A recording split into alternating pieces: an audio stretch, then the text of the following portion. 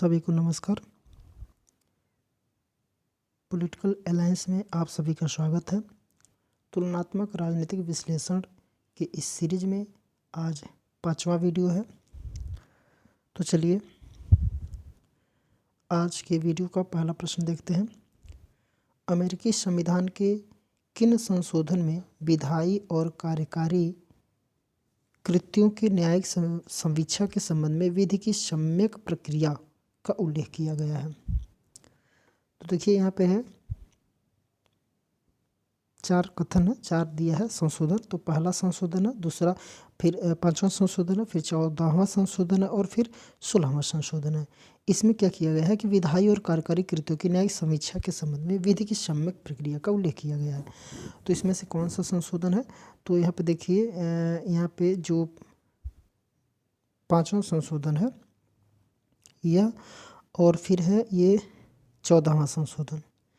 तो इसी दूसरे और तीसरा हो जाएगा। तो यानी 5वां संशोधन और 14वां संशोधन में ये सब प्रक्रिया किया गया है। तो देखा जाए तो इसका उत्तर जो हो जाएगा ऑप्शन नंबर ए,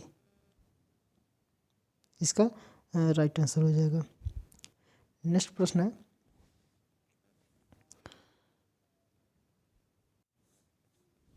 यहाँ देखिए कि पूछ रहा है कि निम्नलिखित में से कौन सा युग्म सुमेलित नहीं है। देखिए ये 4 है, तो इन चारों में से जो युग्म है उसमें से कौन है जो सुमेलित नहीं है, यहाँ पे पूछ रहा नहीं है।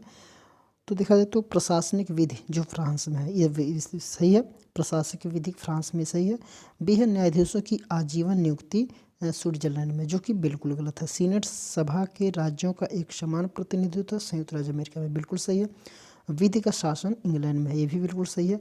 तो देखा जाए तो जो बी कथन है ये बिल्कुल गलत है, और बाकी सारे कथन जो है ये बिल्कुल सही हैं। यही जो है एक बिल्कुल गलत है। ठीक है, तो इसका राइट आंसर हो जाएगा ऑप्शन नंबर बी। नेक्स्ट प्रश्न है, यहाँ देखिए कि सूची दिया गया है। सूची 1 में लेखक का नाम है, सूची 2 में कृति है। तो यहाँ पे देखिए मिलान करना है। तो लिखा है रॉबर्ट डहल। तो रॉबर्ट डहल जो है ये हो जाएगा पॉलियार्की, पार्टिसिपेशन एंड ऑपोजिशन। तो इसका हो जाएगा दूसरा। फिर दिया एस.एम. लिपसेट। एस.एम. लिपसेट जो है पॉलिटिकल मैन ही हो जाएगा। कार्ल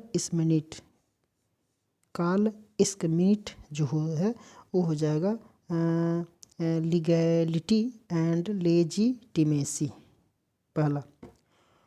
और रोजर चार्टन जो है वो हो जाएगा पॉलिटिकल रियलिटीज कॉम्परेटिव गवर्नमेंट, ये चौथे से संबंधित हो जाएगा। तो ये देखा जाए तो 2, 3, 1, 4। तो 2, 3, 1, 4 ये हो जाएगा ऑप्शन नंबर ए, इसका राइट आंसर हो जाएगा। नेक्स्ट है कथन से संबंधित प्रश्न है। देखिए यहाँ पे कथन दिया है ए और तर्क दिया है आर। तो देखते हैं कि अभी कथन ए है, राष्ट्रपति शासन प्रणाली में पूर्ण कार्यकाल के लिए अस्थायी शासन व्यवस्था का उपबंध है, बिल्कुल सही है। पूर्ण कार्यकाल के लिए अस्थायी शासन व्यवस्था का उपबंध होता है। और आर है कि राष्ट्रपति शासन प्रणाली में शक्ति का अभिकेंद्रण अंतर्जात है। ठीक है, ये भी सही है, लेकिन इसका कोई सार्थक कारण स्पष्ट नहीं करता है। लेकिन ये तो कथन दोनों के दोनों सही हो जाएगा। तो इसका देखा जाए तो ऑप्शन में जो हो जाएगा ए और आर दोनों सही है, किंतु आर ए की सही व्याख्या नहीं करता है। तो ऑप्शन नंबर बी इसका राइट आंसर हो जाएगा। नेक्स्ट है सूची है, यदि है सूची और दूसरे में सुदूर। तो इस्लामिक क्रांति, यहाँ पे क्रांतियाँ कुछ दिए गए हैं और कौन सी क्रांति किससे संबंधित है या फिर किस नाम से जाना जाता है, इस तरीके से इस्लामिक क्रांति। तो जो इस्लामिक क्रांति हो ईरान में चलाया गया और आधुनिकीकरण विरोधी आंदोलन है। ठीक है, तो इस्लामिक क्रांति कहाँ चला था? ईरान में। और रूसी क्रांति जो है, तो रूसी क्रांति जो है इसका नेतृत्व बोल्शेविक पार्टी द्वारा किया गया था। कहाँ पे? रूस में। गौरवपूर्ण क्रांति जो है इंग्लैंड में संवैधानिक सरकार की स्थापना किया था। इंग्लैंड में क्या है? संवैधानिक सरकार की स्थापना किया था। और अतिनैतिक शासन जो अतिनैतिक शासन है, अतिनैतिक क्रांति है। तो अतिनैतिक क्रांति चार्ल्स द्वितीय की यादृच्छिक शक्ति को परिसीमित करने के लिए 1649 में की क्रांति इस तरीके से हुआ था। ठीक है, तो इसका हो जाएगा 2143। तो इसका जो उत्तर हो जाएगा ये हो जाएगा ऑप्शन नंबर ए। ठीक है, इसका उत्तर क्या हो जाएगा? ऑप्शन नंबर ए, इसका राइट आंसर। नेक्स्ट है दिया कि 10 नंबर पे यहाँ पे अगला प्रश्न है कि मीडिया के संबंध में निम्नलिखित कथनों को ध्यानपूर्वक पढ़िए। तो पहला, समकालीन लोकतंत्र में प्रिंट मीडिया की भूमिका हाशिए पर आ गई।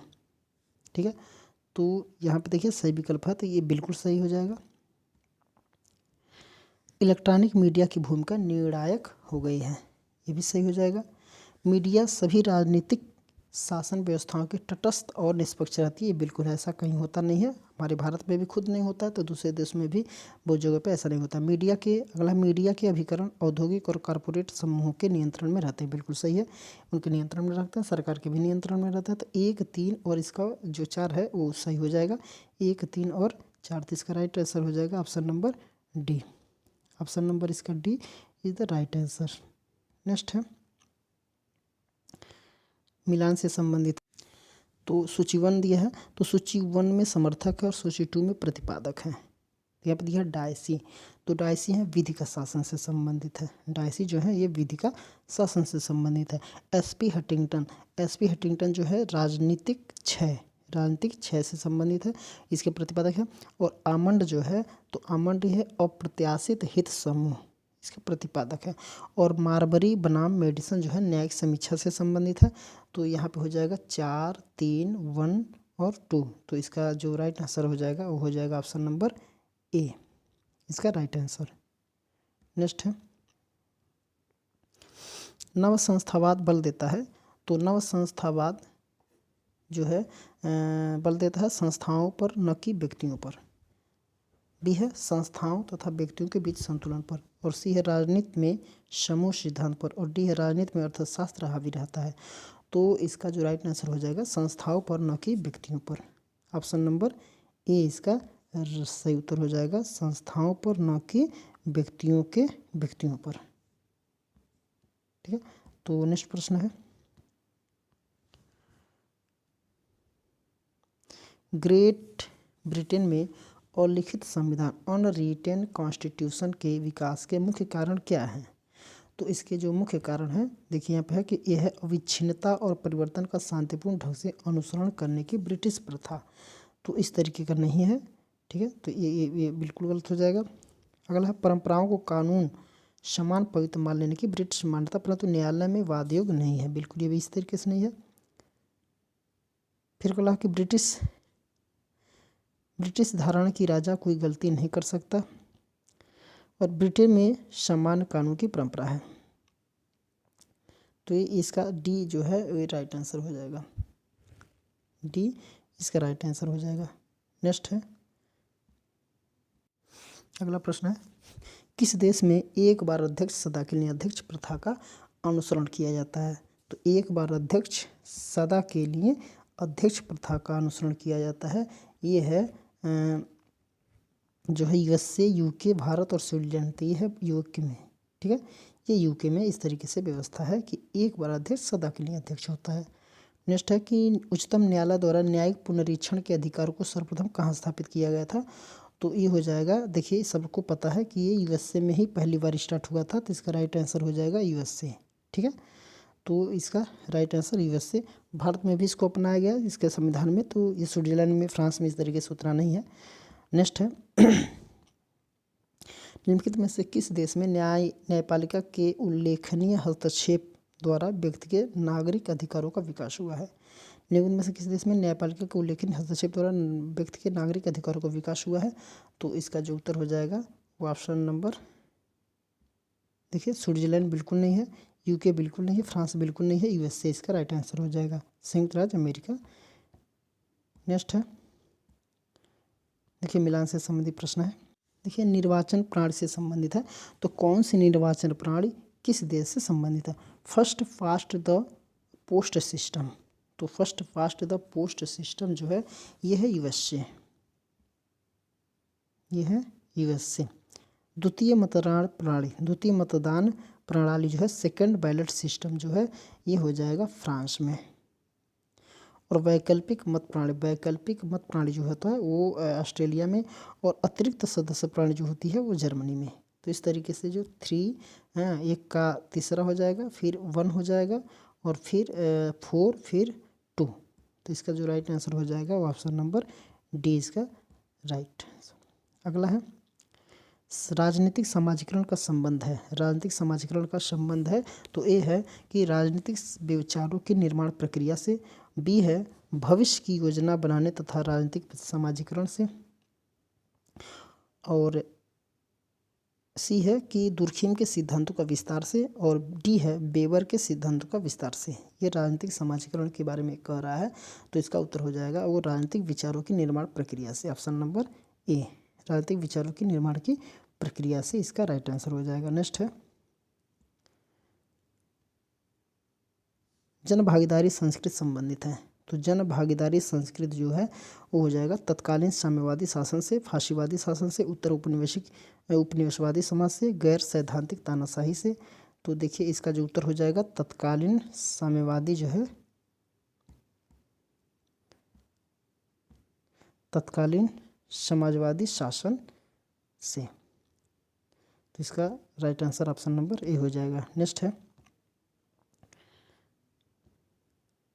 यह किसका कथन है कि राजनीति विविधता तथा संघर्ष के बारे में है और अभाव इसके अस्तित्व का आवश्यक तत्व है। ठीक है, एक बार और देखते हैं कि यह किसका कथन है कि राजनीति विविधता तथा संघर्ष के बारे में है और अभाव इसके अतिरिक्त अस्तित्व का आवश्यक तत्व है। लेफ्टविच, लाशवेल है, क्रिक है और मिलेट है। तो जो इसका जो राइट आंसर हो जाएगा वो हो जाएगा लाशवेल। इसका उत्तर क्या हो जाएगा? लाशवेल इसका राइट आंसर है। नेक्स्ट है हंटिंगटन आधुनिकीकरण सिद्धांत का आलोचक है क्योंकि इस सिद्धांत में ध्यान नहीं रखा गया है। इस सिद्धांत में ध्यान नहीं रखा गया है तो हो जाएगा पारंपरिक समाज में अनेक स्पर्धी मूल्य प्रणालियों तथा संस्कृतियों की उपस्थिति का। बी है आधार तथा अधिरचना में अंतर का, और सी है नेतृत्व के प्रश्न का, और डी है आधुनिकीकरण करने वाले राष्ट्रों के अति विकसित स्वरूप का। तो देखिए यहाँ पे जो उत्तर हो जाएगा वो हो जाएगा ऑप्शन नंबर ए, पारंपरिक समाज में अनेक स्पर्धी मूल्य प्रणालियों तथा संस्कृतियों की उपस्थिति का। इसका आंसर जो हो जाएगा ऑप्शन नंबर ए। नेक्स्ट है सूची से संबंधित प्रश्न है, दिया है एक तरफ लेखक दिए हैं सूची 1 में और सूची 2 में दो है जो पुस्तक दिया है। तो स्टीफन क्रेसन है, स्टीफन क्रेसन जो है वो हो जाएगा इंटरनेशनल रेजिम तीसरा है, और जे रोजेनबर्ग, तो जे रोजेनबर्ग जो है वो हो जाएगा एम्पायर ऑफ सिविल सोसाइटी, और ई.एम. वुड, तो ई.एम. वुड जो हो जाएगा एम्पायर ऑफ कैपिटल, और बेरी बुजान जो होता है From International to World Society. तो देखा जाए तो कूट में पहला का 3 है, दूसरे का 1 है, तो इस तरीके से ऑप्शन नंबर बी इसका राइट आंसर हो जाएगा। नेक्स्ट है किसने इस स्थापित मत को अस्वीकार किया कि ग्रेट ब्रिटेन में कंजर्वेटिव पार्टी अभिजनवादी है तथा इस पर नेतृत्व का वर्चस्व होता है, और लेबर पार्टी आंतरिक लोकतंत्र के उच्च मानदंड वाली पार्टी है। तो देखिए यहाँ पे ए है रॉबर्ट मिचेल्स, बी है रॉबर्ट मैकेंजी, और सी है टोनी बेन, और डी है मोसे ओस्ट्रोन्स्की। तो इसका जो राइट आंसर हो जाएगा वो हो जाएगा Robert Mackenzie. Robert Mackenzie is the इसका राइट आंसर। नेक्स्ट है यह किस सिद्धांत का मत है कि जैसे ही समाज का विकास होगा वह पूंजीपति लोकतंत्र बन जाएगा जिसमें मूल्यों एवं अभिलक्षणों का एक सम्मिलित समुच्चय होगा। तो एक बार और देखते हैं कि यह किस सिद्धांत का मत है। ये देखिए इस सिद्धांत का मत है कि जैसे ही समाज का विकास होगा वह पूंजीपति हो जाएगा, पूंजीपति लोकतंत्र बन जाएगा जिसमें मूल्यों एवं अभिलक्षण एवं सम्मिलित समुच्चय होगा। तो ये हुआ आश्रितता सिद्धांत, बी है संरचनात्मक प्रक्रियावादी सिद्धांत, और सी है आधुनिकीकरण सिद्धांत, और डी है उत्तर आधुनिकीकरण सिद्धांत। तो इसका जो राइट आंसर हो जाएगा वो हो जाएगा आधुनिकीकरण सिद्धांत। ऑप्शन नंबर सी इसका राइट आंसर हो जाएगा, ऑप्शन नंबर सी आधुनिकीकरण सिद्धांत। नेक्स्ट प्रश्न है निम्नलिखित में से किसने इस विचार का खंडन किया कि मानव व्यवहार का यथेष्ट रूप में वर्णन सम्मिलनकर्ता के आशय, उद्देश्य और कारणों के संदर्भ में के बिना भी किया जा सकता है। एक बार और देखते हैं कि निम्नलिखित में से किसने विचार का खंडन किया कि मानव व्यवहार का यथेष्ट रूप में वर्णन शामिल कर्ता के आशय, उद्देश्य और कारणों के संदर्भ के बिना भी किया जा सकता है। तो इसका जो राइट आंसर हो जाएगा, देखिए यहाँ पे पीटर विंच है, सी हुल है और डी ह्यूम है और आर ए डहल है। तो इसका जो राइट आंसर हो जाएगा Peter winch. Option number A हो जाएगा इसका पीटर विंच। नेक्स्ट है, वर्ष 1960 में आमंड तथा पावेल द्वारा संरचनात्मक प्रक्रियात्मकतावाद का अनुप्रयोग निम्नलिखित में से किसका प्रयोग था, किसका अनुप्रयोग था? तो ये है ईस्टर्न की राजनीतिक व्यवस्था का ढांचा, और डी है डहल का बहुतंत्र, और सी है लुसियन पाई का आधुनिकीकरण सिद्धांत, और डी है रोस्टोव का विकास के चरण का सिद्धांत, रोस्टोव के विकास के चरण का सिद्धांत। तो इसका जो राइट आंसर हो जाएगा ईस्टर्न की राजनीतिक व्यवस्था का सिद्धांत, ईस्टर्न की राजनीतिक व्यवस्था का ढांचा है, ये इसका राइट आंसर हो जाएगा। नेक्स्ट, अर्थशास्त्र मूल्य युक्त है, मूल्य मुक्त है, वैल्यू फ्री इसको बोला जाता है, वैल्यू फ्री, मूल्य मुक्त। परंतु राजनीतिक अर्थव्यवस्था 18वीं सदी के वैचारिक पराजय के संदर्भ में शुरू होती है। यह निम्नलिखित में से किसकी टिप्पणी है? तो ए है मार्क्स, बी है केन्स और सी है शुम्पीटर और डी है अमर्त्य सेन। तो इसका जो राइट आंसर हो जाएगा वो हो जाएगा शुम्पीटर। ऑप्शन नंबर सी इसका राइट आंसर हो जाएगा शुम्पीटर। नेक्स्ट है, निम्नलिखित में से कौन उदारवादी संविधानवाद का अभिन्न अंग नहीं है? निम्नलिखित में से कौन उदारवादी संविधानवाद का अभिन्न अंग नहीं है? देखिए यहाँ पर कह रहा नहीं है, तो ए है व्यक्तिगत स्वतंत्रता, बी है सहिष्णुता तथा सम्मत और बहुमतवाद है, और फिर दिया अल्पसंख्यकों के अधिकार। तो इसका जो राइट आंसर हो जाएगा ऑप्शन नंबर सी हो जाएगा बहुमतवाद।